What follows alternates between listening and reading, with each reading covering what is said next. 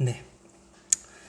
네, 오늘은 그 선한 영향력이 있는 삶이라는 제목으로 말씀을 좀 나누면은 좋을 것 같습니다. 그 앞에 보시는 그림이 우리가 쉽게 저녁에 이렇게 운전을 하고 가다가나 아니면은 이렇게 뭐 야경을 볼 일이 있을 때 이렇게 야경을 쭉 내려다보면 제일 많이 보이는 게 십자가입니다. 실제로 그렇죠.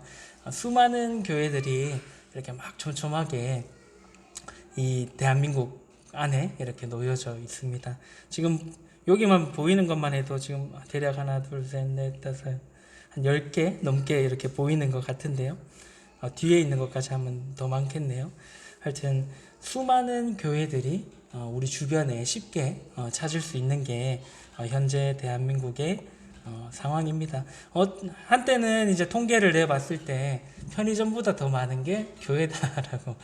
편의점도 이제 자기들 회사만의 룰들이 있거든요. 그래서 이제 같은 뭐 GS, 요즘은 좀 덜 그런 것 같은데 GS에 편의점이 있으면 그 편의점 뭐 몇백 미터 안에는 똑같은 편의점을 입점하지 못하도록 하는 뭐 그런 규칙들이 있기 때문에, 물론 이제 다른 회사들은 입점했긴 합니다만은 그래서 오히려 교회는 장로교들도 이제 교단들도 뭐 한 도로 건너서 바로 앞에 있기도 하고 별로 그런 건 없는 것 같더라고요. 이제 장로교 안에서도 이렇게 여러 교회들이 따닥따닥 붙어 있고 그렇게 따지고 보면은 하여튼 편의점보다도 실제로 더 많을 수 있겠다라는 생각들도 해보게 되는 것 같습니다. 우리가 살고 있는 이런 곳에 이제 교회가 많다라는 것은 좋은 현상이다라고 생각을 합니다. 기독교인의 입장에서, 그리스도인의 입장에서는 좋은 일이다라고 생각을 합니다. 그 교회가 많아서 하나님의 사랑과 진리가 하나님을 믿지 못하는, 하나님을 알지 못하는 사람들에게 올바르게 전해지고 있다라면은 참 좋은 일이다라고 생각을 해보게 됩니다. 하지만은 이제 한편으로는 그 많은 교회들이 그러한 이제 하나님께서 맡기신 그런 사명들을 잘 감당하고 있나라는 부분들은 우리가 한번 또 고민해 볼 문제고요. 더불어서 저희도 이 대명동 교회도 하나님께서 맡기신 그 사명을 잘 감당하고 있냐라는 부분에 있어서는 그 질문에 대해서는 피할 수 없다라고 생각을 해보게 됩니다. 우리는 이제 매일매일 이렇게 살아가면서 많은 사람들을 만나게 되죠. 또 이 교회 앞에 이제 교회가 있다라는 것도 지금 저희가 이렇게 간판이 딱 눈에 띄게 있는 게 아니다 보니까 잘 안 보이긴 합니다만, 이 교회 앞에 수많은 사람들이 지나가고 또 가게 되는 것 같습니다.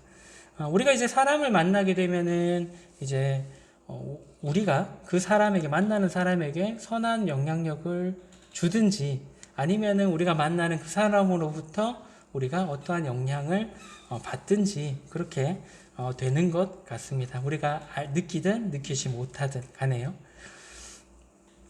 이제 참된 그리스도인이다라고 한다면은 그런 이제 우리가 만나는 모든 사람들에게 선한 영향력들을 나타내는 것이 이제 참된 그리스도인의 삶이 아닌가라는 생각들을 해보게 되고요. 올바른 교회의 모습 또한 그렇지 않겠나라는 생각들을 해보게 됩니다. 이곳에 한 번이라도 오는 사람들, 혹은 또 우리가 이렇게 오도록 하는 그런 과정 속에서 이 교회가 그 만나는 사람들에게 좋은 영향력을 끼칠 수 있는 것이 올바른 교회의 모습이지 않겠나라는 생각들을 해보게 됩니다. 그래서 오늘은 그 마태복음 5장 13절에서 15절까지의 말씀을 통해서요, 선한 영향력이 있는 그런 삶에 대해서 한번 생각을 해보면 좋겠다라는 생각들이 듭니다. 우리가 잘 아는 말씀인데 마태복음 5장 13절에서 16절까지의 말씀을 제가 먼저 한번 읽어드리도록 하겠습니다. 너희는 세상의 소금이니 소금이 만일 그 맛을 잃으면 무엇으로 짜게 하리요? 후에는 아무 쓸데없어 다만 밖에 버려져 사람에게 밟힐 뿐이니라. 너희는 세상의 빛이라. 산 위에 있는 동네가 숨겨지지 못할 것이요, 사람이 등불을 켜서 말 아래에 두지 아니하고 등경 위에 두나니 이러므로 집 안 모든 사람에게 빛이 느니라. 이같이 너희 빛이 사람 앞에 비치게 하여 그들로 너희 착한 행실을 보고 하늘에 계신 너희 아버지께 영광을 돌리게 하라라는 말씀입니다. 선한 영향력이 있는 삶은 방금 읽으셨던 말씀처럼 이제 소금과 같은 그러한 삶이다라고 이제 말씀을 하고 있습니다. 마태복음 5장 13절에 다시 말씀 읽어드리면은 너희는 세상의 소금이니 소금이 만일 그 맛을 잃으면 무엇으로 짜게 하리요 후에는 아무 쓸데없어 다만 밖에 버려져 사람에게 밟힐 뿐이니라 라고 이제 예수님께서 이제 말씀을 하셨죠. 우리는 세상의 소금이다 라고 이제 말씀을 하신 것입니다. 소금이 하는 역할들이 여러 가지가 있겠습니다만은 이제 첫 번째는 여기 나오는 것처럼 음식을 짜게 해서 간을 맞춰주는 그런 역할들을 합니다. 대한민국에서는 이 소금이 없으면 대부분의 요리가 안 되지 않을까라는 생각들을 해보게 되고요. 그리고 이제 이 소금을 가지고 또 하고 있는 것들이 부패되는 것을 막는데도 이 소금을 사용을 한다라는 것입니다. 우리도 이제 이런 소금을 가지고 부패를 방지하는 것들을 많이 쓰고 있죠. 실제로 경상도에서 소금을 가지고 부패 방지하는 용도로 쓰는 게 뭐가 있을까요? 생각나시는 게 있나요? 첫 번째는 이제 안동의 간고등어도 그런 용도지 않겠나라는 생각을 해봅니다. 예전에 이제 뭐 조선시대 때나 그런 시절에 냉장고가 없던 시절에 안동에 양반들이 많이 있으시잖아요. 지체 높으신 분들이 생선은 먹고 싶고 근데 이제 안동이라는 지역 자체가 바다에서 멀고 하다 보니까 고등어를 먹을 방법이 도저히 없었었죠. 그래서 이제 소금에 엄청 이렇게 절여가지고 썩지 않도록 만들어가지고 가지고 와서 이제 두고 먹는 것이 안동의 간고등어입니다. 지금도 이제 많이 이렇게 홈쇼핑에서도 많이 팔고요. 이게 먹기도 편리하고 또 보관하기도 편리한 부분들도 있고 그 다음에 이제 어느 정도 간이 배어 있기 때문에 뭐 따로 이제 소금을 안 치고 굽거나 뭐 찌개로 하거나 했을 때 먹기가 좀 편리해서 지금도 많이 이렇게 사람들이 찾고는 있습니다. 하지만은 실제로는 싱싱한 생물을 먹는 게 더 맛있다라고 생각을 하고요. 어쨌든 이제 먹을 수 있는 방법이 없었기 때문에 이렇게 소금을 절여서 부패하는 것을 막아서 이렇게 내륙으로 가져와서 먹었던 이제 강고등어가 있고요. 또 경상도에서 주로 먹는 것들이 있는데 혹시 아시나요? 생각나는 게 있으실까요?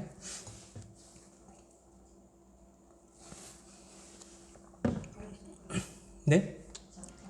젓갈. 젓갈도 그런 용도죠. 이제 경상도는 젓갈은 별로 없는데 어쨌든 경상도 전라도 쪽에서 여러 가지 젓갈들도 소금에 절여서 그런 이제 해산물들을 부패하지 않도록 하는 그런 용도로 쓰고 있고요.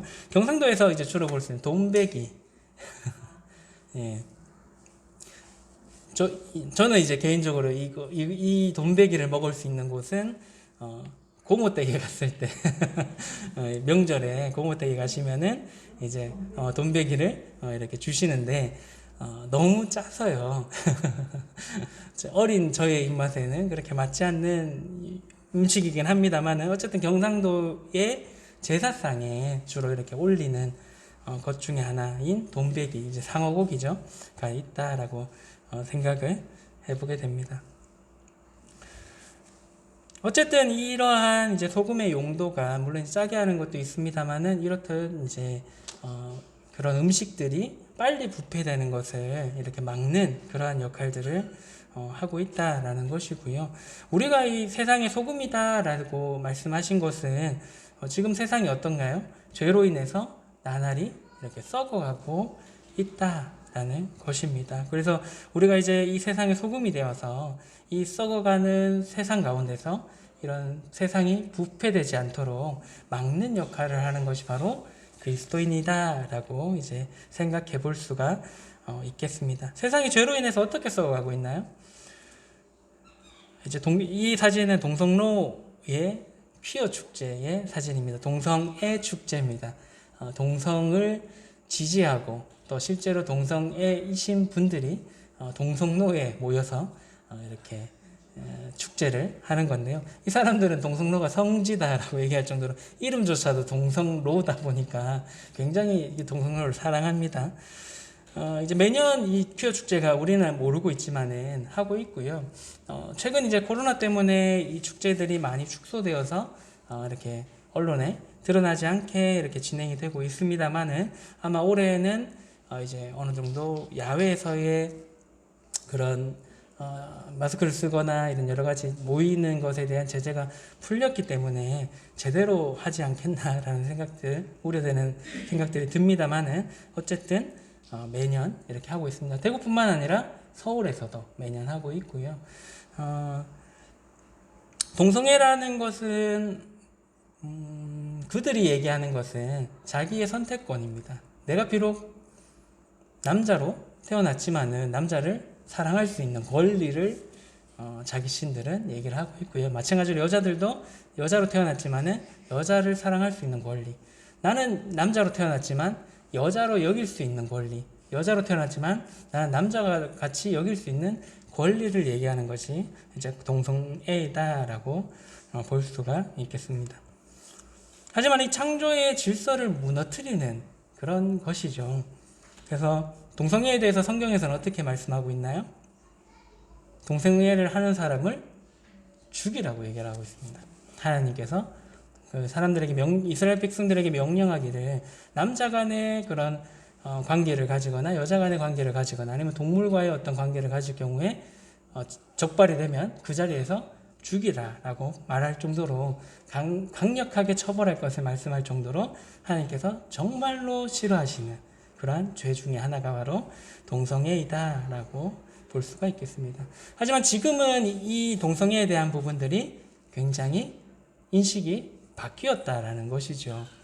옛날 어른들, 지금 여기 앉아 계신 분들만 해도 야, 동성애라고 하면은 어떻게 그럴 수 있어, 막 이렇게 치를 떨 정도로 거부감을 가지십니다만은 요즘에 어디 가서 동성애에 대해서 잘못 얘기하면은 엄청난 비난의 화살들이 깨어있지 못한 사람처럼 취급을 하는 경우들도 있다라는 것입니다. 그래서 여기 지금 사진에 나오는 것처럼 이제 차별금지법을 제정해라라고 하면서 이러한 동성애에 대한 차별들이 없어질 수 있도록 법을 제정해서 하도록 노력하고 있다라는 것입니다. 그래서 이 동성애 하는 것 자체를 합법화하고 이제 더 나아가면은 동성 간에 결혼하는 것도 합법화하려는 그러한 움직임들이 대한민국 안에서도 끊임없이 있다라는 것입니다. 그리고 이제 법적으로 인정해주지는 않고 있습니다. 아직 대한민국은 다행이요. 근데 유명한 뭐 어떤 감독이랑 연예인들 간에 또 이렇게 결혼을 했다라는 그런 언론들이 이렇게 나오고 있고요. 이제 대한민국 안에서도 유명한 분들끼리 남자 간에 결혼을 했다, 결혼식을 했다, 뭐 이런 언론들의 노출이 되기도 합니다. 그러다 보니까 사람들이 점점 거기에 대한 인식들이 무뎌지게 되고요.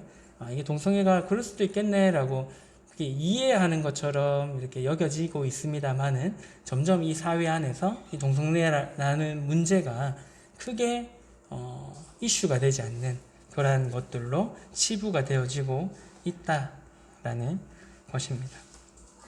그다음 또 어떤 것들이 있을까요? 2015년도에 대한민국에 큰 변화가 하나 있었는데 간통죄가 폐지가 되었습니다. 여기 보면 이제 그 사유에 대해서 헌재에서 결정한 핵심에 대해서 간략하게 적어놨는데요. 성적 자기결정권, 이것은 이제 성관계 여부나 상대방을 결정하는 등의 자유인데 이게 결혼을 이유로서 이런 기본권들이 제약돼서는 안 된다라는 취지하에서 간통죄가 폐지되었습니다. 물론 이제 간통죄가 폐지되었다 하더라도 이혼의 사유가 안 된다던가 그런 것은 아닙니다. 그래서 이제 이런 형사상으로 처벌할 수 없을 뿐이지만 민사상으로 해서 손해배상이라든가 이제 남편이 이런 외도를 했을 경우에 부인이 이제 손해배상을 한다던가 이혼 소송을 할 수 있는 그런 여지들은 있습니다만은 어쨌든 이제 법적으로 이러한 부분들이 이제 폐지가 되었다라는 것입니다. 여기서 얘기하는 것도 자유입니다. 자기 결정권.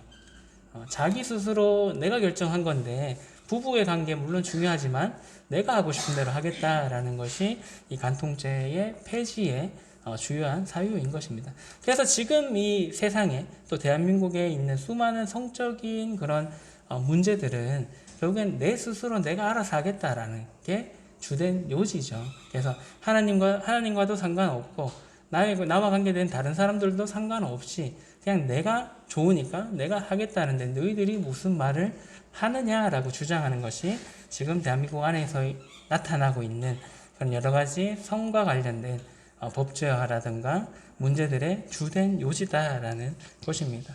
하지만 하나님께서 보셨을 때 이러한 것들이 과연 어떻게 생각하실까라는 부분들은 우리가 고민해 봐야 될 부분이고요. 그 다음에 또 이제 얼마 전에 있었던 일인데요. 5월 24일 날 미국 텍사스주의 유벨디의 한 초등학교에서 총기 난사 사건이 있었죠. 뉴스를 통해서 보셨을 거다라고 생각을 하는데 이 사건으로 인해서 초등학생이 18명이 사망을 했고요.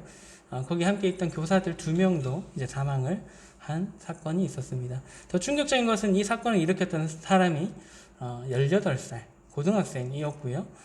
이제 이 초등학교로 가기 전에 자신의 할머니를 먼저 쏴 죽이고 그러고 난 뒤에 초등학교에 가서 그 아이들과 교사들을 이제 무차별하게 이렇게 죽였던 그러한 사건입니다. 이제 어떻게 보면 이것으로 봤을 때 사람들이 얼마나 생명에 대해서 쉽게 생각하는지를 볼 수 있는 사건이다라고 생각을 하고요. 하나님께서 주신 이 사람의 생명을 아주 가볍게 여기고 나를 죽이는 것도 가볍게 여기고요. 남을 죽이는 것도 굉장히 가볍게 여기는 그러한 악한 세상에 우리가 또한 살아가고 있다라는 것입니다. 먼 나라의 일이라서 남일같이 들릴 수도 있는데요. 지난주에 있었죠. 6월 9일 날 11시경에 대구 수성구에 있는 법원 옆에 이제 그런 변호사 사무실이 모여 있는 오피스텔 같습니다. 오피스텔에 이제 방화로 인한 화재가 일어났습니다. 이제 건설 사업에 투자했다가 돈을 잃은 이제 천 씨라는 분이 민사소송에서 이제 계속 패소를 하게 되면서 불만을 가지고 담당했던 변호사한테 찾아가서 그 변호사 사무실에 불을 질렀던 그러한 사건입니다. 이로 인해서 이제 불을 질렀던 그 천 씨 이외에 또 6명이 사망을 했고요. 이 일들이 이제 계속 조사를 하면서 굉장히 계획적인 범죄였다라는 것들이 드러나고 있는데 이분이 이제 칼도 소지해서 가셨고 휘발유를 담은 그런 병들을 가지고 갔던 모든 것들이 준비된 그런 계획적인 범죄였다라는 것을 이제 계속해서 부검을 하면서 밝혀지고 있다라는 것입니다. 자신의 뜻대로 되지 않으면 다른 사람들에게 해를 끼치는 것을 지금은 아주 쉽게 우습게 여기는 그런 세상에 우리가 살아가고 있다라는 것입니다. 나에게 조금이라도 나는 남한테 피해를 주는 것에 대해서 굉장히 관대하고요. 남에게 조금이라도 피해를 입게 되면은 거기에 대해서 굉장히 화를 내고 그 화를 주체하지 못해서 이러한 일들을 하는 것이 지금의 악한 세상이다라는 것입니다. 우리가 이제 성경에서 살펴보았을 때 가장 악한 도시를 이제 생각해 보면 제일 먼저 떠오르는 것이 소돔과 고모라의 성이다라고 우리가 생각해 볼 수가 있겠습니다. 우리가 그 소돔과 고모라에 대해서 잘 알지도 못하고 얼마나 악했는지는 알 수 없지만은 아마도 지금과 그 도시가 크게 다르지 않을 거다라는 생각들을 우리가 해볼 수 있고요. 오히려 지금이 더 그때보다 악하지 않을까라는 생각들도 해볼 수가 있습니다. 이러한 이제 썩은 세상에서 예수님께서는 그리스도인을 향해서 이렇게 얘기하십니다. 너희는 세상의 소금이다 라고 이제 말씀을 하고 있는 것입니다. 이렇게 썩어가는 세상 가운데서 우리는 어떻게 살아가야 할까요? 우리는 이 부분에 대해서 한번 생각해 볼 필요가 있는데 짠 소금이 방부제 역할을 해서 음식을 썩는 것을 이렇게 막아주는 것처럼 그리스도인들이 그러한 일들을 그러한 역할들을 감당해야 된다라는 것입니다. 하나님을 믿지 않는 사람들에게 들을 수 있는 가장 수치스러운 말 뭘까요? 예수를 믿는 사람이나 믿지 않는 사람이나 똑같네 라는 나한테 그런 얘기를 들으면 굉장히 그거는 수치스러운 말이고요. 그다음 더 수치스러운 말은 당신이 예수 안 믿는 사람보다도 못하네 라는 소리를 듣는다면 그건 진짜 심각하게 한번 생각해 볼 필요가 있다라고 생각을 합니다. 우리는 이 세상에서 우리가 만나는 사람들에게 어떠한 평가를 받고 있는지 한번 생각해 볼 필요가 있습니다. 교회 안에서는 굉장히 좋은 평가를 받을 수 있죠. 신실하고 믿음도 좋고 그런 평가들을 받고 있는데 세상에 나가서는 반대되는 평가를 받고 있다라면은 우리는 정말 심각하게 생각해 볼 필요가 있습니다. 예수님이 없는 그런 가정에서 친척들과의 만남에서 또 직장에서 학교에서 또 예수님이 없는 그곳에서 내가 어떤 평가를 받고 있는지에 대해서 우리는 생각해 볼 필요가 있고요. 그러한 곳에서 내가 녹아져서 소금의 역할을 해 나가야 될 필요가 있다라는 것입니다. 그러기 위해서는 어떻게 해야 되나요? 내 고집도 녹일 필요가 있고요. 내 자존심도 때로는 녹일 필요가 있습니다. 그리고 때로는 나의 주장과 생각도 녹일 필요가 있다라는 것입니다. 한마디로 하면은 예수님께서 그러하셨던 것처럼 자신을 희생하는 그러한 삶을 우리가 살아낼 필요가 있다라는 것입니다.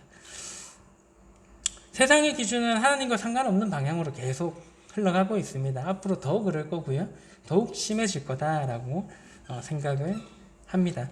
우리는 그러한 흐름 속에서 그 흐름대로 휩쓸려 가지고 살아서는 안 된다라는 것이고요.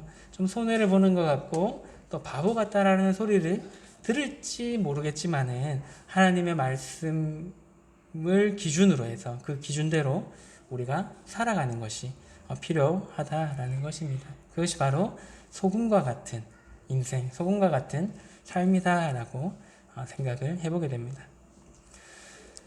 그 다음에 이제 두 번째로 이 소금에 대해서 생각해 볼 때 소금을 많이 먹으면 어떻게 되나요? 갈증이 생깁니다. 이제 과자에 염분이 굉장히 많이 들어가잖아요. 맛있습니다만은 짭조름해서 맛있긴 한데 과자를 많이 먹고 나면 물이 땡기고 물을 찾게 되죠. 그래서 소금을 많이 먹게 되면 이제 사람은 갈증을 느끼게 됩니다.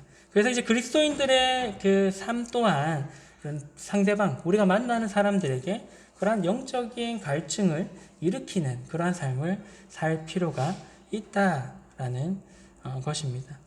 그래서 그 그리스도인들이 만나는 사람마다 영생의 샘물 되시는 예수 그리스도를 찾도록 해주는 그러한 역할들을 우리가 해야 된다라는 것입니다. 그래서 우리를 만났을 때 우리를 통해서 예수님의 모습을 보게 되고 저 사람이 믿고 있는 그 하나님이란 분, 또 저 사람이 믿고 있다라는 그 예수님이란 분이 어떤 분이실까라는 그러한 궁금증을 우리를 통해서 느끼도록 해줄 필요가 있다라는 것입니다. 그래서 나와 접촉하는, 나와 만나는 사람들로 하여금 예수님을 찾게 만들어줘야 된다라는 것이죠. 나 때문에, 나를 만나는 사람들마다 나 때문에 예수님께로부터 점점 멀어지게 해서는 안 된다라는 것입니다. 아까도 말씀드렸던 것처럼 또 다른 이제 치욕적인 말 중에 하나가 당신 같은 사람 때문에 예수님 못 믿겠어. 널 보니까 예수님 믿을 만한 가치가 없는 것 같아. 라는 말을 듣는다라면 우리는 정말 내가 어떻게 살았나 라는 부분들에 대해서 고민해 볼 필요가 있다라는 것입니다. 우리의 삶 가운데서 예수님의 그러한 모습들, 예수님께서 행하셨던 예수님을 닮아가는 그러한 모습들이 보여질 때 사람들이 나를 통해서 여기 앉아 계신 여러분들을 통해서 예수님이 어떤 분이실까라는 궁금증을 가지게 한다라는 것입니다. 그래서 우리의 삶이 그리스도인다울 때에 영적인 갈증을 느끼는 사람들이 우리를 통해서 그 영생의 샘물 되시는 예수님을 찾게 된다라는 것입니다. 요한복음 4장 13절에서 14절의 말씀에 보시면 예수께서 대답하여 이르시되 이 물을 마시는 자마다 다시 목마르려니와 내가 주는 물을 마시는 자는 영원히 목마르지 아니하리니 내가 주는 물은 그 속에서 영생하도록 솟아나는 샘물이 되니라. 영적인 갈증이 굉장히 많았던 사마리아 여인의 이야기입니다. 사마리아 여인을 예수님께서 직접 찾아가셨죠. 그래서 영생의 샘물 되시는 예수님께서 사마리아 여인을 만나시고 영적인 갈증을 해결해 주셨다라는 그 요한복음 4장의 내용입니다. 우리도 이러한 이제 영적인 갈증을 가지고 있는 수많은 사람들을 영원히 마르지 않는 영생의 샘인 예수님께로 우리가 인도해야 된 그러한 의무를 사명을 가지고 있습니다. 어떻게 예수님께로 이제 그들이 나올 수 있도록 할 수 있을까요? 어떻게 하면 그들이 우리를 통해서 이 자리에 또 예수님을 찾도록 만들 수 있을까요? 결국에는 우리의 앞서 말씀드렸던 것처럼 삶을 통해서 가능하다라는 것입니다. 영적인 갈증을 느끼는 사람들이 우리는 전혀 그렇지 않는 우리의 모습을 보고 예수님을 찾게 된다라는 것입니다. 그래서 세상과 다른 뭔가 좀 저 사람은 뭔가 좀 특별한 것 같은데 좀 경건하게 사는 것 같아. 좀 착하게 사는 것 같네. 저 사람은 뭔가 참 굉장히 내가 봤을 때 어려 보이는데 기쁨 가운데서 사네. 항상 부정적인 얘기를 하는 것이 아니라 감사의 말들을 하네. 왜 그럴까라는 우리의 삶을 통해서 그들에게 의문을 가지게 해 주어야 된다는 거죠. 실제로 그런 경험이 있으신지는 모르겠습니다. 그러한 질문들을 그 사람이 정말 힘들 때, 정말 공고할 때 물어보게 되거든요. 너는 왜 그렇게 살아? 너는 왜 그렇게 항상 기쁘게 보여? 왜 항상 즐거워 보여? 라는 질문을 던졌을 때 우리가 어떻게 해줄 수 있나요? 나 예수님 믿기 때문에 그래. 나의 이 삶의 상황과 상관없이 예수님께서 나를 구원해 주시고 내가 영원한 소망을 가지고 있기 때문에 그렇게 살 수밖에 없어라는 얘기들을 해줄 수 있는 기회가 생길 수 있을 거다라고 생각을 해보게 됩니다. 그래서 우리가 매 순간 그러한 삶을 살아낼 필요가 있다라는 것입니다. 그 다음에 이제 세상에 우리가 그리스도인들은 어두운 세상에 빛을 비추면서 살 필요가 있다라는 것입니다. 마태복음 5장 14절에서 16절의 말씀에 보시면 너희는 세상의 빛이라 산 위에 있는 동네가 숨겨지지 못할 것이요 사람이 등불을 켜서 말 아래에 두지 아니하고 등경 위에 두나니 이러므로 집 안 모든 사람에게 비치느니라. 이같이 너희 빛이 사람 앞에 비치게 하여 그들로 너희 착한 행실을 보고 하늘에 계신 너희 아버지께 영광을 돌리게 하라라고 이제 말씀을 하고 있습니다. 이 세상은 썩어가고 있고 또한 이 세상은 영적으로 흑암과 같이 어두움으로 가고 있습니다. 길거리를 나가면 저녁에 대한민국처럼 밝은 나라도 없다라고 생각될 만큼 가로등도 굉장히 밝고 요즘에 다 LED로 바꿔가지고 굉장히 밝아졌고요. 또 이제 뭐 이런 간판이라든가 네온 사인이라든가 여러 가지 봤을 때 밤이 굉장히 밝은 그러한 동네가 이 대한민국이라고 생각을 합니다. 예전에 이제 기회가 있어서 그 중국에 있는 단동에 갔을 때 단동도 그렇게 잘 사는 도시가 아닙니다. 우리로 따지면은 경상도로 따지면 한 뭐 성주나 뭐 외관 뭐 이 정도 되는 동네밖에 안 되거든요. 좋은 도시가 아닙니다. 근데 이제 그 단동이 이제 북한과 마주하고 있거든요. 압록강 변을 따라서 이제 북한과 마주하고 있는 게 단동 그 중국의 단동인 그 시입니다. 그래서 보통 이제 김정은이죠. 지금은 김정은이 철도를 지나는 중국에 갈 때 철도를 통해서 가는 도시가 이제 단동에 그 다리가 딱 하나가 놓여져 있습니다. 그걸로 지나가는데 저녁에 가면은 이제 압록강 주변은 거의 다 식당이고 그 다음에 뭐 이제 노래방이라든가 이런 유흥 시설들이 많이 이렇게 놓여져 있어가지고 단동시는 엄청 밝습니다. 막 번쩍번쩍 하고 있고요. 그 앞에 있는 그 북한의 땅이 이제 신의주입니다. 신의주인데 불이 딱 들어와 있는 곳은 김일성 동상이 있는 몇 군데 이렇게 불이 전기가 쫑쫑쫑 이렇게 들어가 있습니다. 멀리서 보면요. 그래서 야 저렇게 흑암 같은 곳이 있구나. 참 단동도 잘 사는 동네가 아닌데 북한이 참 어렵게 사는구나. 저녁에는 불도 못 켜는 그러한 곳이구나라는 생각들을 해보게 된 적도 있습니다. 지금 이 세상은 눈으로 보이기에는 굉장히 밝은 것처럼 보이고 그 밤이 굉장히 화려한 것처럼 보이지만은 실제로 영적으로는 흑암과 같은 그러한 세상이 지금 우리가 살아가고 있는 세상이다라는 것입니다. 이 흑암을 몰아낼 수 있는 방법은 하나밖에 없죠. 참빛 되시는 예수 그리스도밖에 없다라는 것입니다. 요한복음 1장 5절에 보시면 빛이 어둠에 비치되 어둠이 깨닫지 못하더라라는 말씀이 있습니다. 우리는 빛은 아닙니다. 그죠? 예수님께서 빛이 되시는 거고요. 우리는 원래 빛이 아니라 어둠이었습니다. 오히려. 그리고 스스로 세상을 밝히 비출 만한 그런 빛이 없는 자들이 우리입니다. 그래서 이제 참빛 되시는 예수님께서 친히 이 땅에 오셨고요. 그분만이 참빛을 세상에 밝히 비추실 수 있는 분이십니다. 그리스도인들은 예수님을 믿고 난 뒤에 빛이 되었나요? 그렇지는 않습니다. 우리가 스스로 어떠한 빛을 발산할 수 있는, 나타낼 수 있는 그런 능력은 지금도 없습니다. 때로는 우리의 모습 가운데서 어둠이 보여지기도 하고요.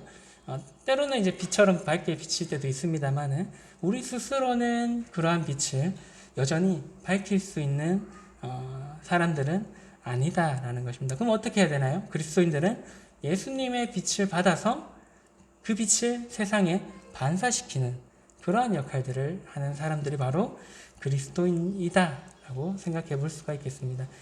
그러한 역할들을 하고 있는 것이 우리 주변에 무엇이 있을까요? 우리 밤을 비춰주는 달이 그렇습니다. 달은 어떠한 발광체를 가지고 있지 않죠. 그냥 태양이 비춰주는 그 빛을 이 지구에 반사시켜주는 그러한 역할들을 밤에 하고 있습니다. 근데 어떤가요? 지금은 워낙 이 도시가 너무 밝아가지고 달의 역할들이 이 세상에 별로 나타내고 있지는 못합니다만은 시골 같은 곳에 갔을 때 이제 어릴 때 이제 시골에 사셨던 것들을 한번 생각해 보시면 그 달빛이 참 밝죠. 우리가 걸어가기에 충분할 만한 그 어둠 속에서 길을 찾기에 충분할 만큼의 빛을 달이 이렇게 비추어주는 것을 우리가 경험했을 거다라고 생각을 해보게 됩니다. 그래서 우리는 이러한 이제 달빛처럼 예수님의 참된 빛을 받아서 세상에 밝히 비추어지는 그러한 역할들을 하는 사람들이다라는 것입니다. 마태복음 5장 16절에 다시 한번 보시면 이같이 너희 빛이 사람 앞에 비치게 하여 그들로 너희 착한 행실을 보고 하늘에 계신 너희 아버지께 영광을 돌리게 하라라고 이제 말씀을 하고 있습니다. 우리의 이러한 말과 행동과 생활이 굉장히 중요한 것을 말씀해 주고 있습니다. 우리의 착한 행실을 보고 하늘에 계신 하나님께 영광 돌릴 수 있도록 해야 된다라고 예수님께서 말씀하고 있는 것입니다.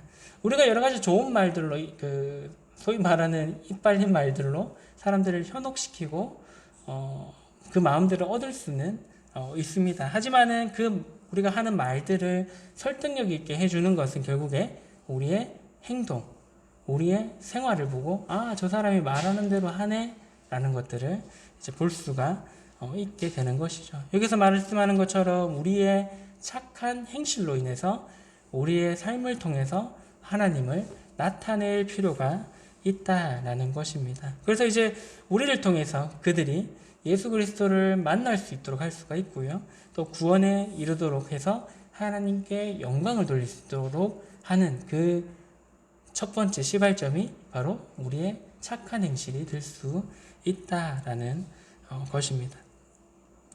그래서 우리로 인해서 밝히 세상에 비추어야 할 그 빛이 밝히 비추도록 해야 된다라는 것입니다. 그래서 우리로 인해서 밝히 비춰야 될 그 참빛인 예수님이 우리 때문에 가려져서는 안 된다라는 것이죠. 그래서 우리 안에 거하시는 예수님께서 세상에 선한 영향력을 나타낼 수 있도록 우리의 그런 언행과 또 우리의 행동과 또 우리의 생활이 그 뒷받침이 되어줄 필요가 있다라는 것입니다. 참 이쁘죠. 달입니다. 보름달.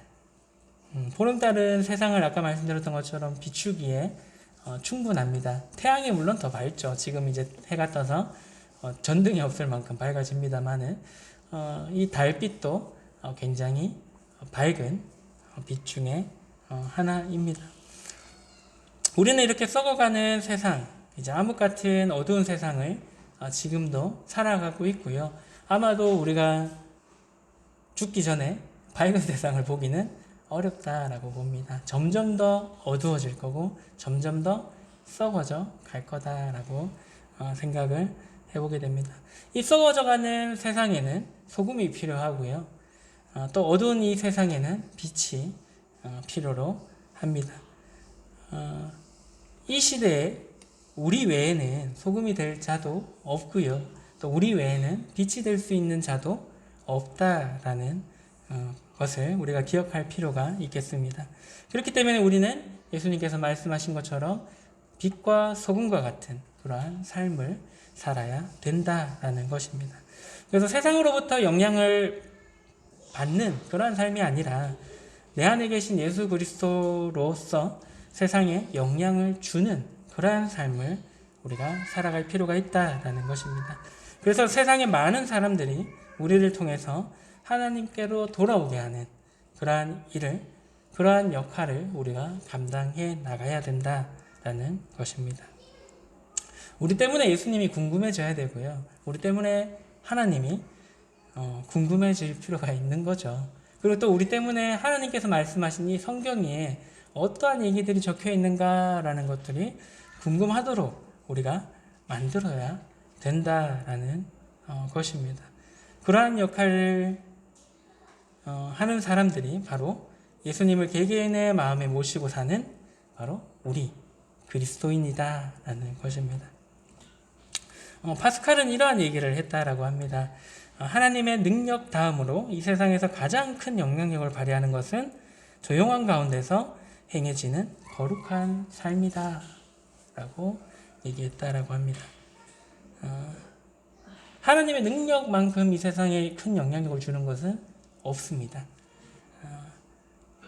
그런데 또 조용한 가운데서 행해지는 우리의 거룩한 삶이 또 이 세상에 큰 영향력을 발휘할 수 있다라는 것을 우리가 기억하면 좋을 것 같습니다. 그래서 우리가 세상에 이러한 영향력을 발휘하는 빛과 소금과 같은 그러한 역할을 하면은 좋을 것 같습니다.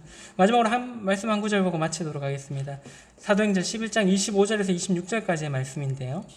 바나바가 사울을 찾으러 다소에 가서 만남에 안디옥에 데리고 와서 둘이 교회에 1년간 모여 있어 큰 무리를 가르쳤고 제자들이 안디옥에서 비로소 그리스도인이라 일컬음을 받게 되었다라고 사도행전 11장에 먼저 기록되어져 있습니다. 안디옥의 성도들이 스스로 우리는 그리스도인이야 라고 말하지 않았죠. 그 사람들을 바라보는 하나님 믿지 않았던 다른 사람들이 안디옥 교회의 성도들을 향해서 저들은 그리스도인이다 라고 얘기를 했던 것을 볼 수가 있습니다. 하나님을 믿지 않았던 사람들이 예수 그리스도를 따르는 그 사람들을 향해서, 그 제자들을 향해서 그리스도인이다 라고 불렀던 것입니다. 이 말은 좋은 의미에서 썼을까요? 그렇지는 않습니다. 우리에게 한창 불리웠던 예수쟁이다라는 말과 같다라는 생각이 되어집니다. 예수쟁이다라는 말은 우리를 비하해서 비꼬는 말로 부르는 말이거든요. 근데 우리는 그 말을 듣기를 즐거워할 필요가 있다라고 생각을 합니다. 얼마나 내가 그렇게 예수님의 그렇게 영향을 받아서 사는 것처럼 보였으면 나한테 예수쟁이야 라고 이렇게 놀리겠냐라는 것들을 생각해 볼 수 있고요. 이때에 이제 안디옥의 성도들에게 불려졌던 것은 똑같은 의미로 불렀던 것입니다. 야, 저 예수만 따르는, 그리스도만 따르는 자들이구나 라고 해서 그리스도인이다 라고 불렀던 것처럼 우리도 그러한 얘기들을 듣는 것을 기뻐해야 된다라고 생각을 해보게 됩니다. 하나님을 믿지 않는 사람들에게 하나님을 믿는 사람들이 어떠해야 된다라는 기준이 있을까요? 없을까요? 있습니다. 그 사람들은 술도 마시면 안 되고 담배도 피면 안 되고 욕도 하면 안 되고 나름의 자기들이 생각하는 그런 윤리의 규범 안에 그들이 만족해야 된다라는 생각들을 자기들은 하나님을 믿지 않고 술도 먹고 욕도 하고 담배도 피면서 그러한 기준들을 갖고 있다라는 것입니다. 근데 만약에 우리가 그러한 사람들의 기준에서 벗어나는 삶을 살게 된다라면 그 사람들이 어떻게 얘기할까요? 아까 말씀드렸던 것처럼 예수 믿는다더니 교회 다닌다더니 믿지 않는 나보다도 못하네 라는 얘기를 우리가 슬프게도 들을 수 있다라는 것입니다. 이러한 말을 듣는다라면 앞서 말씀드렸던 것처럼 우리는 세상에 선한 영향력을 주는 사람은 아니다라고 생각이 되어지고요. 나 때문에 그 사람들이 예수님과 점점 더 멀어지게 하는 그러한 역할을 하는 사람이 바로 나가 된다라는 것입니다. 우리는 그 사람들이 믿든 안 믿든 나를 통해서 좋은 영향을 받든 안 받든 그런 것과 상관없이 이 안디옥의 성도들처럼 다른 사람에게 예수 그리스도를 닮은 삶, 예수 그리스도를 따르는 그러한 삶을 살아갈 필요가 있고요. 그래서 저 사람 정말 예수 믿는 사람 같네, 그리스도인이구나, 예수쟁이네 라는 말을 우리가 들을 필요가 있다라는 것입니다. 그렇게 될 때 우리가 세상의 소금과 빛의 역할을 잘 감당하게 된다라고 우리가 볼 수가 있게 되고요. 그러한 역할들을 잘 감당할 때 하나님을 알지 못하던 사람들이 우리로 인해서 하나님의 사랑을 알게 되고 또 우리로 인해서 예수 그리스도를 구주로 믿게 되고 또 우리로 인해서 구원받는 그러한 놀라운 일들이 있게 된다라는 것입니다. 그래서 우리가 그리고 이 대명동 교회가 이 세상에 선한 영향력을 그런 끼치는 그러한 자들이 되면은 좋겠다라는 생각이 듭니다. 이 마지막 때에 썩어가고 있고 또 악해져 가고 있는 이 세상에서 우리가 빛과 소금의 역할을 해내는 그러한 교회가 되면은 좋을 것 같습니다. 그래서 우리를 통해서 하나님의 이 복이 이 세상에 전해질 수 있는 그러한 교회가 또 우리 개개인이 되었으면 좋을 것 같습니다. 그래서 우리가 그러한 삶, 선한 영향력을 끼치는 그러한 삶을 살아내는 모두가 되면 좋을 것 같습니다. 기도하고 말씀 마치도록 하겠습니다. 사랑해 주님 감사를 드립니다. 저희들을 사랑하여 주시고 저희들에게 모든 것을 내어주셔서 저희들이 구원받게 되고 하나님의 사랑을 알 수 있도록 하게 하심을 인하여 감사를 드립니다. 저희들이 이 악한 세상에 이 썩어가고 있는 이 세상에 빛과 소금의 역할들을 해내는 저희들이 되게 하여 주시고 저희들의 삶 가운데서 하나님의 사랑과 하나님의 그런 능력들이 나타날 수 있는 그런 삶을 살아내는 저희들이 될 수 있도록 인도해 주시기를 간절히 원합니다. 저희들을 바라보면서 예수님에 대해서 궁금해지게 되고 또 하나님에 대해서 궁금해지게 되고 또 하나님의 말씀에 대해서 주목하게 될 수 있는 그러한 삶을 저희들이 살아내게 하여 주시고 저희들을 통해서 그러한 사람들이 하나님을 만나게 되고 하나님의 사랑을 알게 되어서 구원을 받는 때까지 이룰 수 있는 그러한 도움을 주는 역할들을 저희들이 잘 감당해낼 수 있도록 도와주시기를 원합니다. 그래서 이 마지막 때를 살아가는 저희들이 그러한 역할들을 잘 감당해서 한 영혼이라도 하나님께로 돌아올 수 있는 그러한 역사들이 일어날 수 있는 그러한 대명동교가 될 수 있도록 인도하여 주시고 지켜주시기를 원합니다. 또 일주일의 삶을 살아가는 가운데서 그러한 선한 영향력을 주는 저희들이 되게 하여 주시기를 원하옵고 또 저희들의 삶을 통해서 오직 하나님께서 영광 받으시기를 원합니다. 함께 하심을 감사드리며 예수님 이름으로 기도를 드렸습니다. 아멘.